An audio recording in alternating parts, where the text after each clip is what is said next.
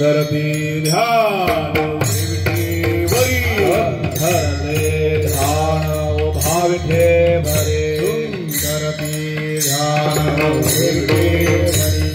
धरले ध्यान भाविठे भरे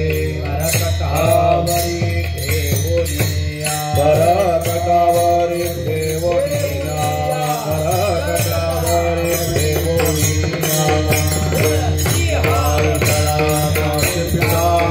तुलसी हार गला पिता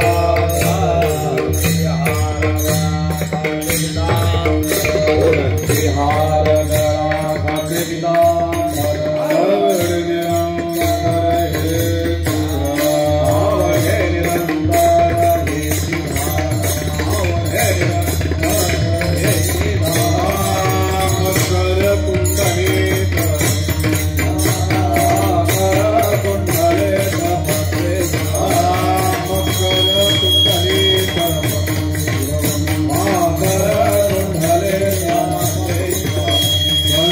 Oh,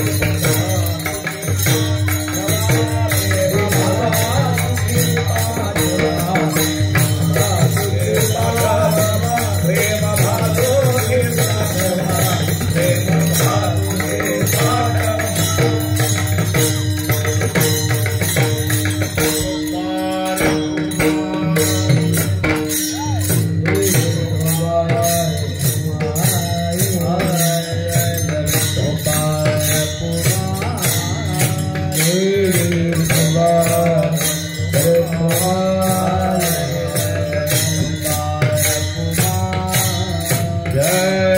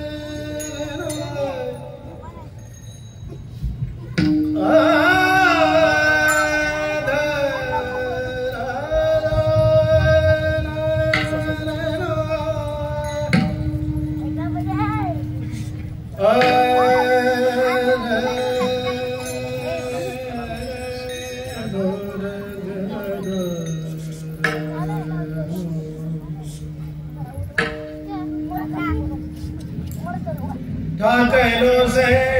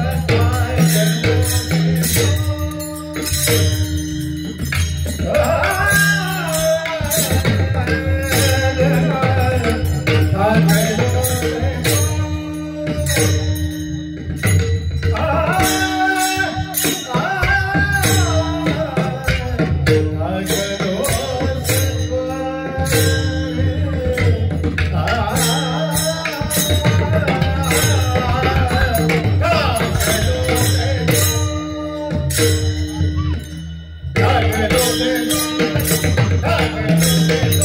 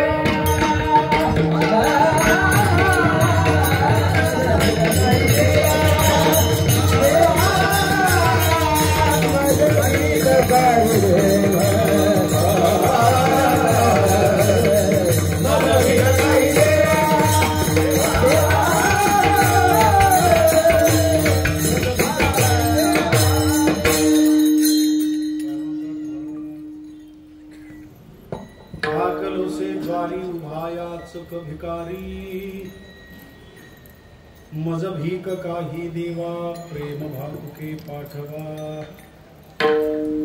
याचकाचा भाव घेऊन येईल झार मज भीक काही देवा प्रेमे भावुके पाठवा तुका म्हणे दान तुका म्हणे दान सेवा घेतल्या वाचून मज भीक काही देवा प्रेम भातुके पाठवा श्रीमंत श्री जगद्गुरु संत श्रेष्ठ जगद्वंद संत श्रोमणी ज्ञान भक्ती वैराग्याचा मूर्तिमंत अवतार मूर्तिमंत पुतळा वारकरी संप्रदायाची एक अद्वैत वारकरी संप्रदायातील जे अनेक रत्न आहेत त्या अनेक रत्नांपैकी एक वारकरी संप्रदायाचा पताका, वारकरी संप्रदायाचा प्रचार प्रसार या त्रिभुवनामध्ये ज्यांनी आपल्या हयातीमध्ये अतिशय उत्कृष्ट पद्धतीने ज्यांनी केलेलं आहे ते म्हणजे आमचे जगद्गुरु तुकोबराय.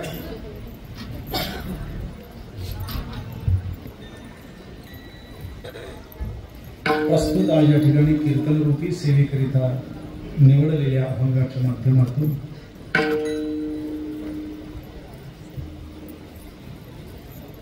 पंढरी निवास श्री पांडुरंग परमात्मा आपला आराध्य दैवत पांडुरंगरायाच्या चरणी नतमस्तक झालेले जगद्गुरु तुकोबराय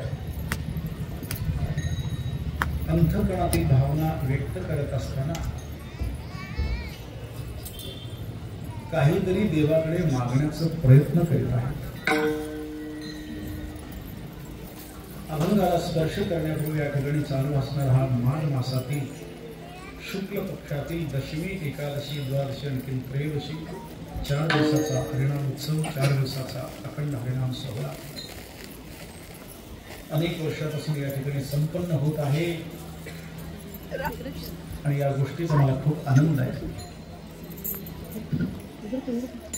कारण गोवा म्हटलं की केवळ विषय सुखाची अभिलाषा घेऊन जी माणसं गोव्यामध्ये मौज मजा मस्ती करण्यासाठी यायची त्यांच्यासाठी हा उत्कृष्ट असा पुरावा आहे.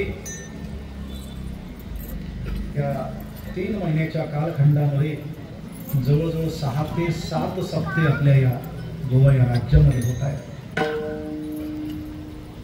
वारकरी संप्रदायाचा पताका आणि त्या पताक्याचा पवित्र जपण्यासाठी गोंधळी समाजातील प्रत्येक कार्यकर्ते आपला उद्योग धंदे व्यवसाय नोकरी करता करता करता परंपरेने चालत आलेली ही वारसा जपण्याकरिता अहोरात्र तुम्ही कष्ट घेत आहात, अहोरात्र तुम्ही प्रयत्न करत आहात. वास्तविक ज्या ठिकाणी हा वारकरी संप्रदाय जन्माला आलेला आहे, वारकरी संप्रदायाची उत्पत्ती ज्या राज्यामध्ये झालेली आहे त्या ठिकाणी कार्यक्रम होतात, यात काहीच नवल नाही. पण जिथं या गोष्टीचा गंध नाही अशा ठिकाणी आपण पारमार्थ पिकवण्याचं काम करतो आहोत. एक स्तुत्यपूर्ण उपक्रम तुम्ही राबवता. या पारमार्थिक साधनेसाठी तुम्हा सर्वांना मी प्रथमतः वंदन करतोय. कारण सोपान काकांच्या पुण्यतिथीपासून सुरुवात होते आणि माघ शुद्धातील हा एक कार्यक्रम आणि माघ मध्यामध्ये अजून एक कार्यक्रम सावर्डा या ठिकाणी होतो आहे. जवळजवळ मार्गशीर्ष, पौष आणि माघ असे 3 महिने अतिशय उत्कृष्ट पद्धतीने प्रत्येक ठिकाणी कार्यक्रम होत आहे. 15 दिवसापूर्वी साखळीमध्ये आपण सर्वजण होता, त्याच्या 15 दिवसापूर्वी मेरसीमध्ये आपण होता, त्याच्या 15 दिवसापूर्वी मालगावला होता, आता मध्येच तुम्ही हाऊसिंग बोर्डला होता, आता आम्ही एक 8-10 दिवसामध्ये सावर्ड्याला जाणार आहात. एक आनंद आहे, बरं वाटतं. वारकरी संप्रदायाचा प्रचार कुठेतरी होतो आहे, वारकरी संप्रदायाचा आनंद सर्व घेत आहे. ठीक आहे. आणि या कार्यक्रमाची सुरुवात करत असताना सर्वांचे आवडते गुरुवर्य वैकुंठवासी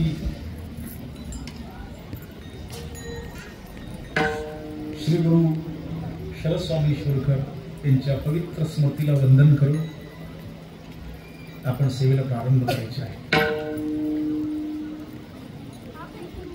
आजची सेवा वैकुंठवासी ब्रह्मचैतन्य श्री गुरु आवाज श्री गुरु राधा माऊली पांडुरंग ज्ञानोबा तुकोबा किंवा सर्वांच्या कृपाशीर्वादाने मी बोलण्याचा प्रयत्न करतो आहे. कार्यक्रमाचा शेवटचा दिवस आहे. या कारणाकरिता वारकरी संप्रदायातील काही अलिखित दंडक नियम आहेत, याचा परिपालन आचरण करणं हे माझं कर्तव्य मी समजतो आहे. या मॉनिटरला आवाज कमी करा, त्याचा आम्ही घेतला. माझा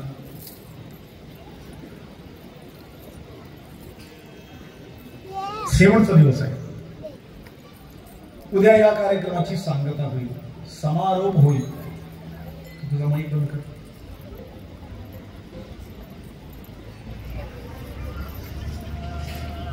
शेवटचा दिवस असल्याच्या योगाने आणि दरवर्षी द्वादशीची सेवा मी करतो आहे आणि दरवर्षी मागण्याचं काम तोंडेकर मलाच लावत आले नाही. आज मोठी जबाबदारी माझ्याकडे आहे. तुम्हा सर्वांच्या वतीने भगवंताकडे मला प्रार्थना करायची, भगवंताकडे मागायचे, मागणं करायचे, मागणं मांडायचे देवाकडे. या एका हेतूने उत्कृष्ट असा अभंगाची निवड मी केलेली आहे.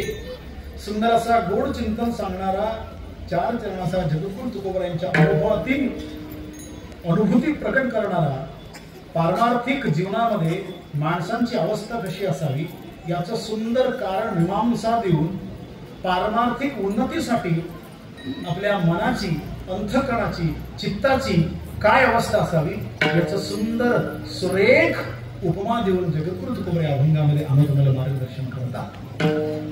प्रारंभी त्या भगवंताची आराधना करून आपण आपल्या सेवा प्रारंभ करायची आहे. मिळालेल्या वेळेच्या चौकटीमध्ये राहून मी सेवा करण्याचा प्रयत्न करतोय. 8:30-9 वाजत आले. आज द्वादशी प्रवकाराचा दिवस आहे आणि त्या गोष्टीचा आपल्याला क्षीरापती वगैरे अनेक सर्व गोष्टी करायची आहे. त्यामुळे वेळेमध्ये मी संपवण्याचं 100% प्रयत्न करेन. त्यानंतर क्षीरापती वगैरे होण्यासाठी कमीत कमी 15 मिनिट, अर्धा तास. त्यानंतर प्रसाद.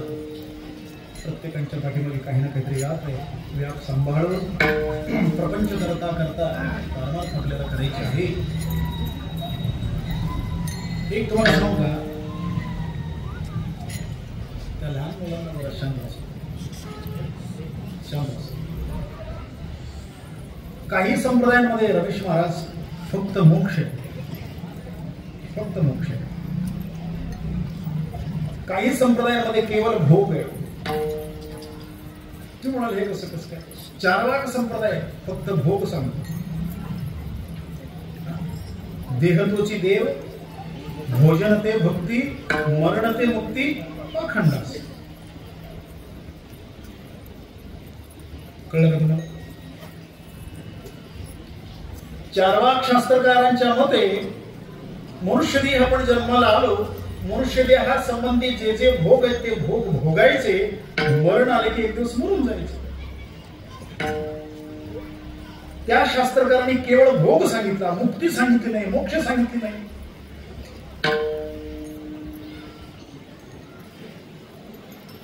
पण योग करणारे योगी केवळ मोक्ष सांगतात, भोग सांगत नाही. भोग सांगत नाही. मला सांगा, भोग भोगायचेच नसतील तर एवढं वैभव संपन्न प्रपंच निर्माण करण्याचं काहीच कारण नव्हतं. विषय लक्षात घ्या. भगवंत ज्या अर्थी या जीवसृष्टीची निर्मिती करतो, निर्माण केलेला आहे, त्या अर्थी प्रपंच कोणासाठी नाही, आपल्यासाठीच आहे. हा प्रपंच रूपी डोलारा भगवंताने जो काय निर्माण केलेला आहे, एक लीलाकंठीची म्हणून या येणे केली निर्माण चौदाई बोने, गगन चंद्र सूर्य वेग तारांगणे पाचही मागुटे भौतिके भिन्न भिन्न. हो, हे सर्व प्रपंच आपल्यासाठीच आहे, पण आपण प्रपंचासाठी नाही, ही जागृत अवस्था मनामध्ये असली पाहिजे. दुकान माझ्यासाठी आहे, दुकानासाठी मी, व्यापार माझ्यासाठी आहे, व्यापारासाठी मी नाही. तसे भोग माझ्यासाठीच आहे, पण भोगासाठी मी नाही, हा सिद्धांत आहे. म्हणून वारकरी संप्रदायामध्ये एका ठिकाणी भोग सांगत आहे. कसं भोग सांगत असताना किती सुंदर साधू संतांनी सांगितलं, नका पेचुरांडा पुरे बांधा सोप्या माड्या घरे, आल्या की त्या आदरी, या मुली नेम धर्म कोणता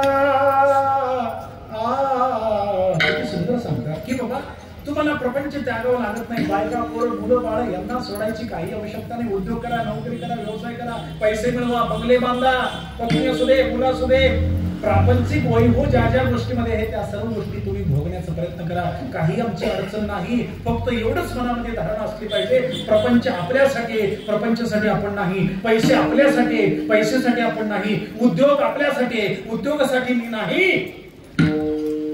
जगद्गुरु तुकोबांची शिकवण या अभंगामध्ये तुकोबांनी काय सांगितलं? प्रपंच रचना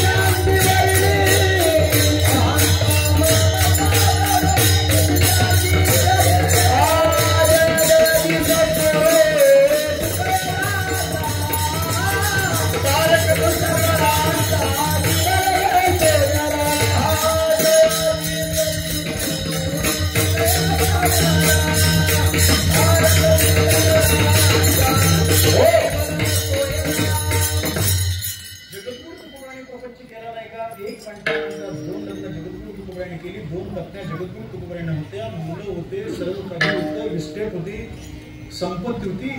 माझ्या माहितीप्रमाणे जगद्गुरु तुकोबांच्या कालखंडामध्ये 65 लाखाची जागीर होती असं त्यांचं चरित्र आहे. पाटीलकी वतनदारी त्यांच्याकडे होती. तुकया सेठ त्यांना म्हणायचे. प्रापंचिक वैभव संपन्न प्रपंच भोगला, पण तेवढ्याच त्यागवृत्तीने प्रपंचाचा त्याग साधू संतांनी केला. म्हणून वैराग्याचा महामेरू म्हणजे जगद्गुरु तुकोबा आहे.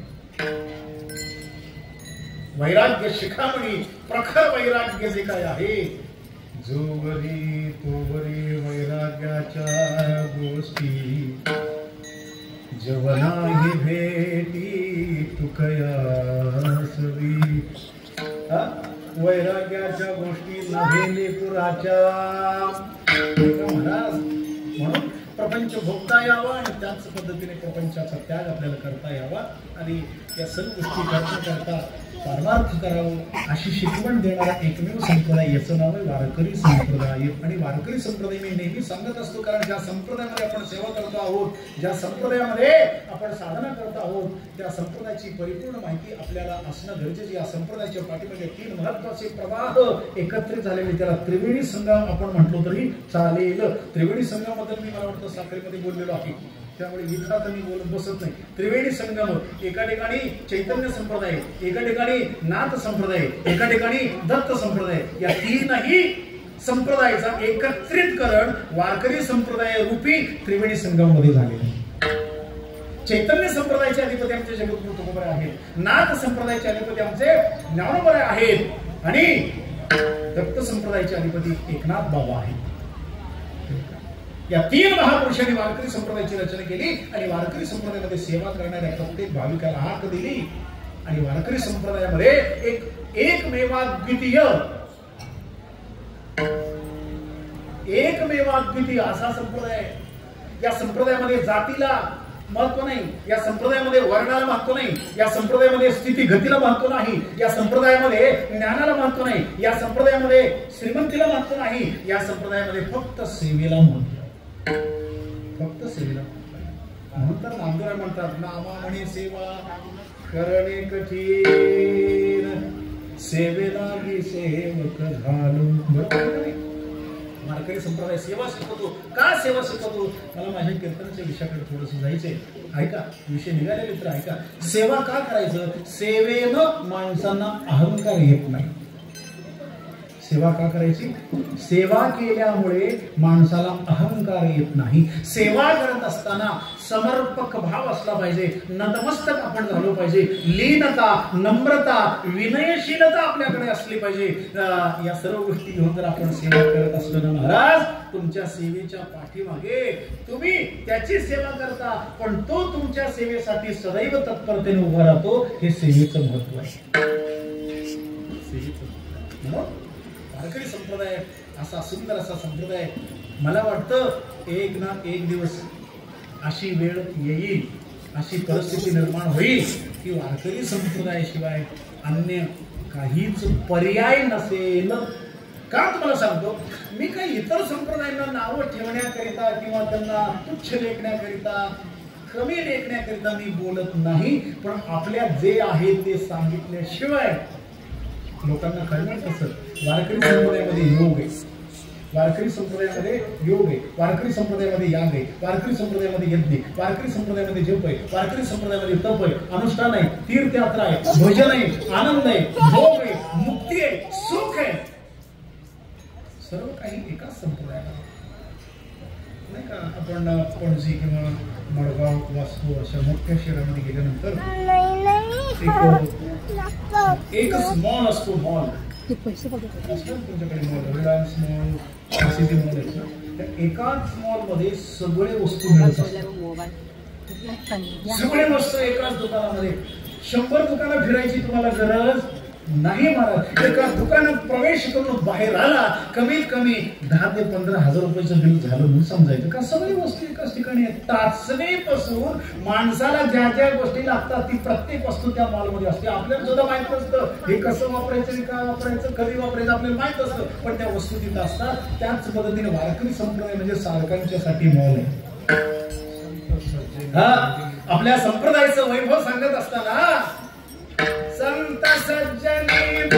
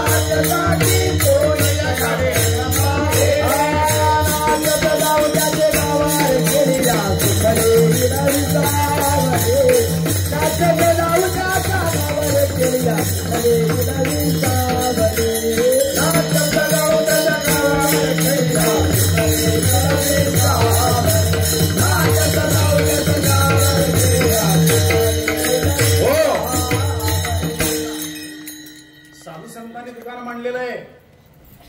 या दुकानामध्ये सर्व काही वस्तू एकत्रित.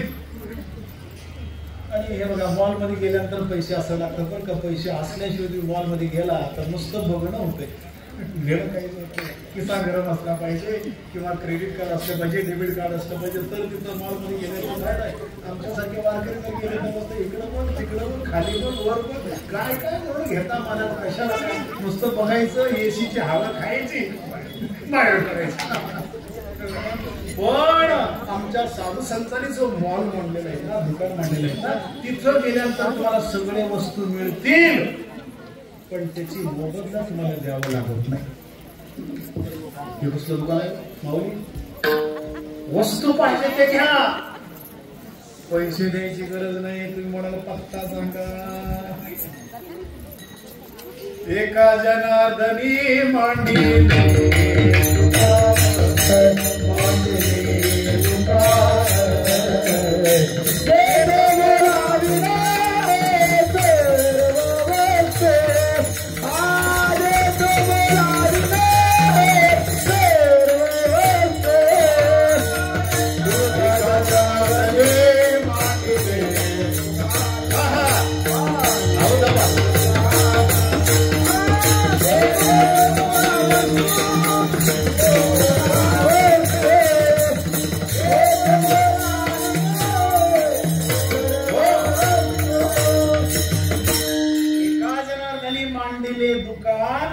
देतो मोलावीन सर्व वस्तू. तुम्हाला जे पाहिजे ते वस्तू मोल घेतल्याशिवाय देण्याचं एकमेव ठिकाण म्हणजे साधू संतांनी मांडलेलं दुकान आहे. तिथं जावं. का त्यांनी दुकान मांडला? कोणासाठी?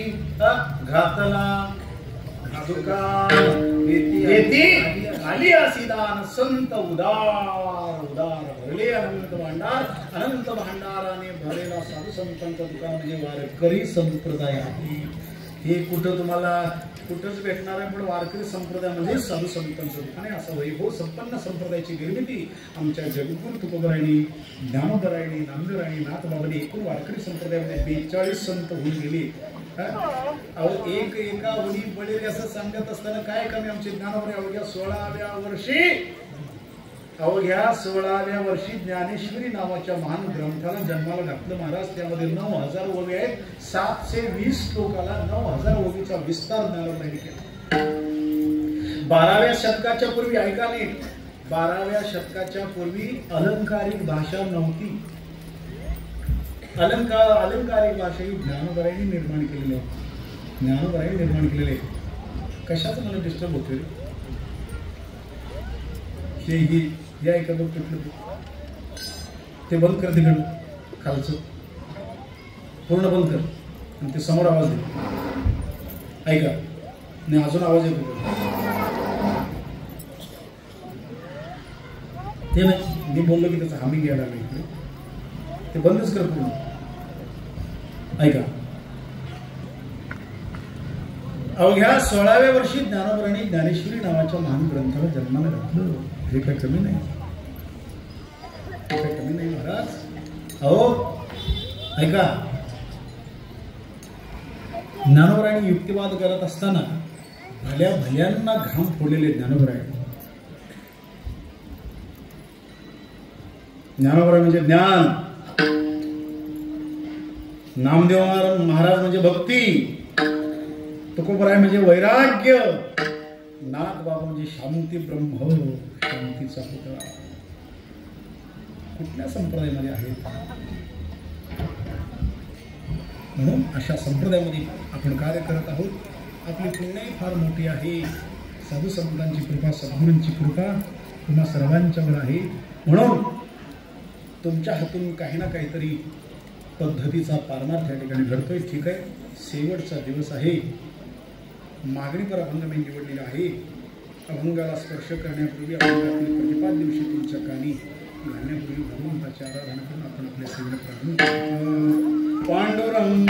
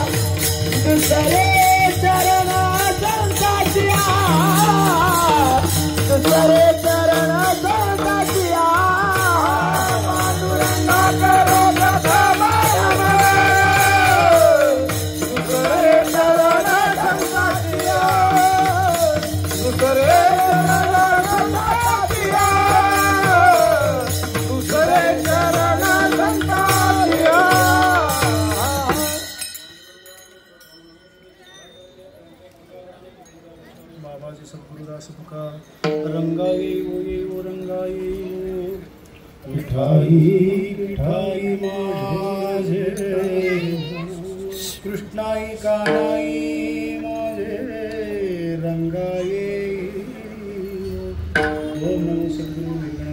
तारणा ही तुझ्या वसुनी माझे रसना हरिगुण वर्णवी हरिगुण विशाल पावन वरवी तू कृपा करून मी तो मोडती मुनकी भागी तसे मुखं करोति वाचालं पंगुं लंघयते गिरिं यत्कृपातं वन्दे परमानन्दमाधवं नमो सद्गुरु तुकया ज्ञानदीपा नमो सद्गुरु सच्चिदानंद रूपा नमो सद्गुरु भक्त कल्याण मूर्ती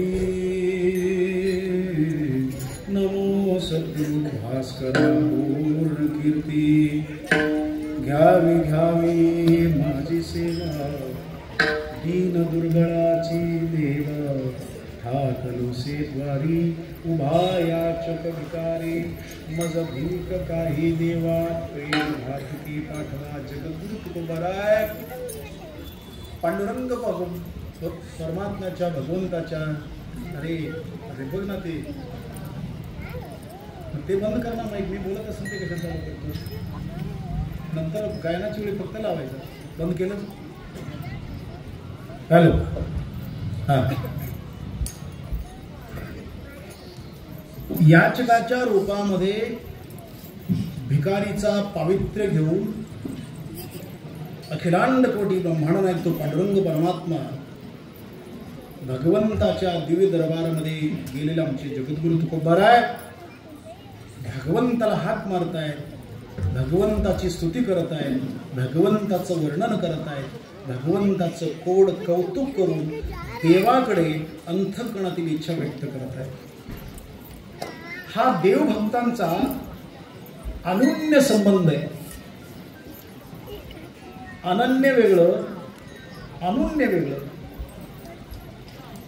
अनन्य ज्याच्यामध्ये समरसता आहे ज्याच्यामध्ये भिन्नत्व आढळून येत नाही त्याला अनन्य म्हणावं अनन्य याला म्हणावं ज्याच्यामध्ये न्यूनता नाही न्यून्य म्हणजे कमी ज्याच्यामध्ये कमतरता नाही कमी नाही कशाची उणीव नाही याला अनन्य म्हणावं देवभक्तांचा संबंध जसं अनन्य आहे तसंच अनन्य अलौकिक नातं आहे या नात्यामध्ये स्वार्थ नाही या नात्यामध्ये स्वार्थ नाही या नात्यामध्ये विषय नाही या नात्यामध्ये वासना नाही या नात्यामध्ये अपेक्षा नाही या नात्यामध्ये स्वार्थवृत्ती नसल्याच्या योगाने देवभक्तांचा जो नाता आहे ना तो पवित्र आहे किती पवित्र आहे ऐका ना काही ठिकाणी ज्ञानेश्वरीमध्ये आमचे ज्ञानोबाई भगवंताचं कोड कौतुक करत असताना भक्तावर किती प्रेम करावं त्या भगवंतानं किती प्रेम करावं भगवंतानं किती प्रेम करावं असं प्रश्न केल्यानंतर ज्ञानोबाई उत्तर देतात देखा नवलतया प्रभूचे अद्भुत प्रेम भक्ताचे हे सारथ्यपण पार्थाचे करीतू असे तो आपल्या भक्तांचा सारथ्यपण करतो आपल्या भक्तांच्या घरी राब राब राब राबतो पत्रावळे उचलतो उष्ट काढतो त्या घोड्यांना आंघोळ घालतो पांडवांच्या घरामध्ये नोकर चाकर बनून सेवा करतो राजसू नावाचा यज्ञ पांडवांनी केला पण त्या यज्ञामध्ये लोटण्याचं काम परमात्मा करत होता किती गोड संबंध आहे या संबंधामध्ये कुठं विषय कुठं वासना आहे कुठे अपेक्षा आहे मला फक्त सांगण्याचा प्रयत्न नाही ना अनन्य संबंध अनन्य संबंध किती प्रेम आहे का परमात्मा त्या भक्तांवर प्रेम करतो हा आतापर्यंत कुठल्याही ज्ञानी कुठल्याही वेद पंडिताला उलगडा झालेला नाही अनन्य संबंध आहे वनवास पांडवांना होता पण त्यांच्याबरोबर परमात्मा देखील वनवासाला जात होता आता याच पद्धतीने जगद्गुरु तुकोबारायांचा आणि भगवंताचा अनन्य संबंध वर्णन करत असताना किती गोड संबंध जगद्गुरु तुकोबारायांचा एक प्रसंग सांगतो मला एक प्रसंग सांगतो ऐका एक प्रसंग आहे जगद्गुरु तुकोबारायांनी भगवंताची परीक्षा करण्याकरिता फक्त देवाला हाक मारली का देव असा आहे महाराज तुकोबराय त्याला वर्णन करता देवा मी असं ऐकू नये पुराणामध्ये स्मृतीमध्ये उपनिषदांमध्ये शास्त्रांमध्ये वेदांमध्ये मी सर्वत्र मी ऐकून मला या गोष्टी माहिती कोणते उदार तू हरी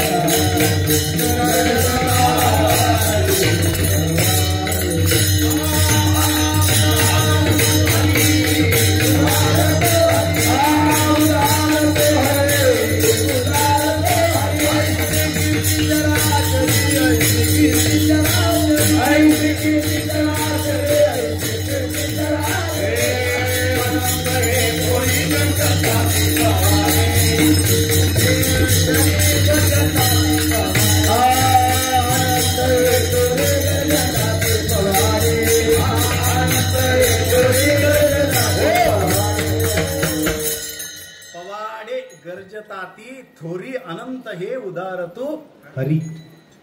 परमात्मा उदार आहे हे सांगण्याचं काही कारण नाही.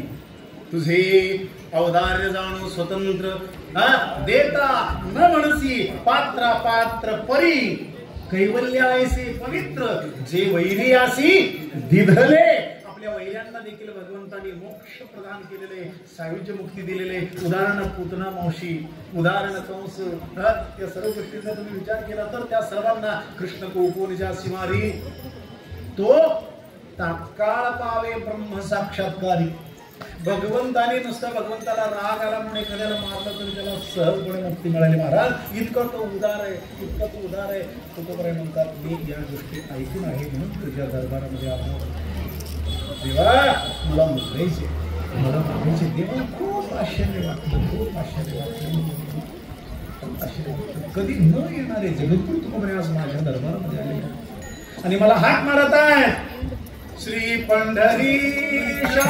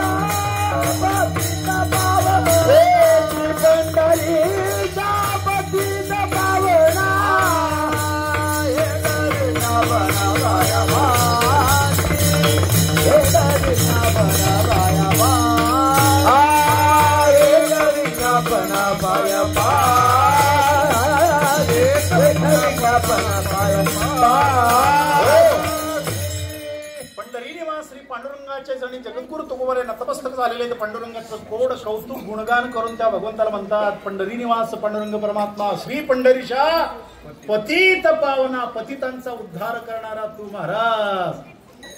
पतित तू पावना पावना मनविसी नारायण. बरोबर आहे ना? तू पतितांचा पावन करणारा, पतितांना उद्धार करणारा तू आहेस बाबा.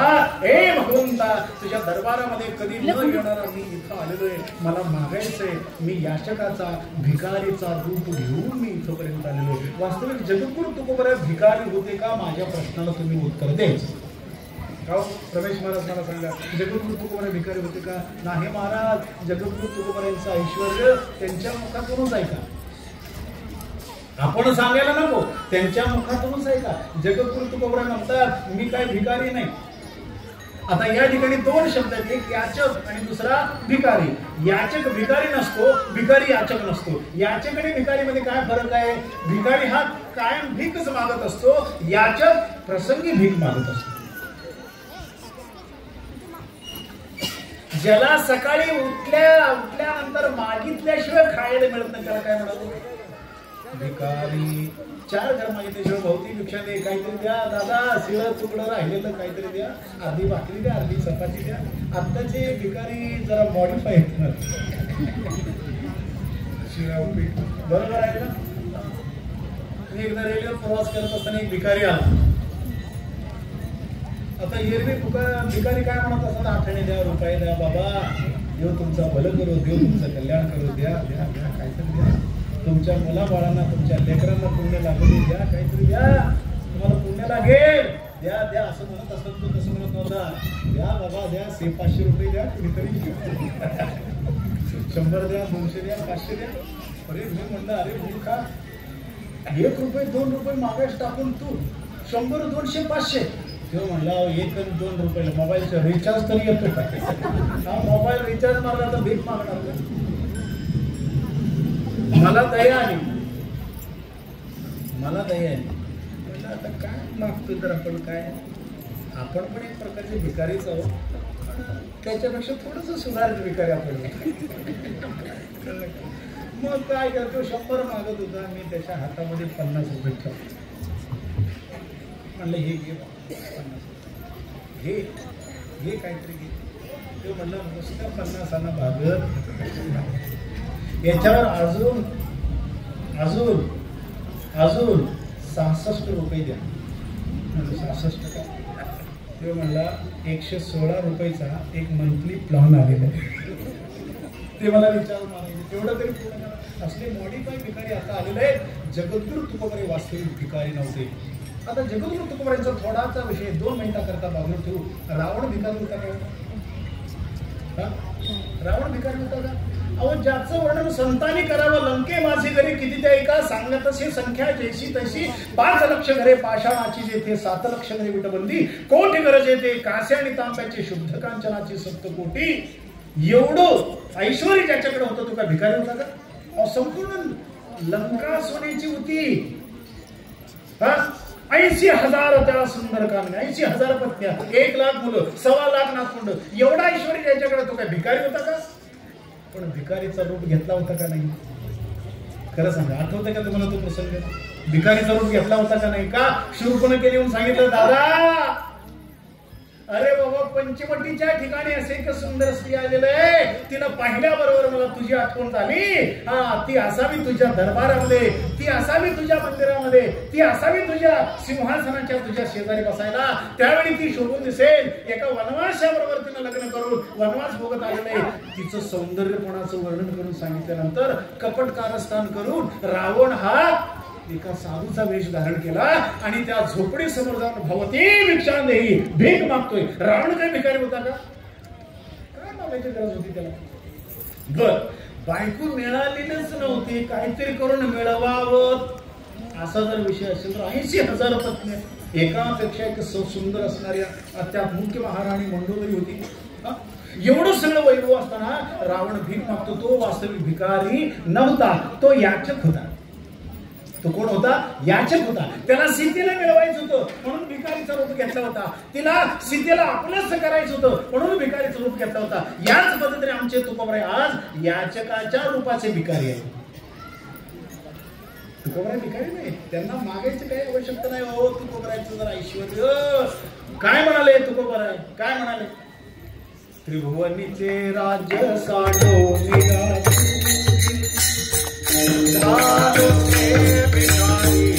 पंढरीचा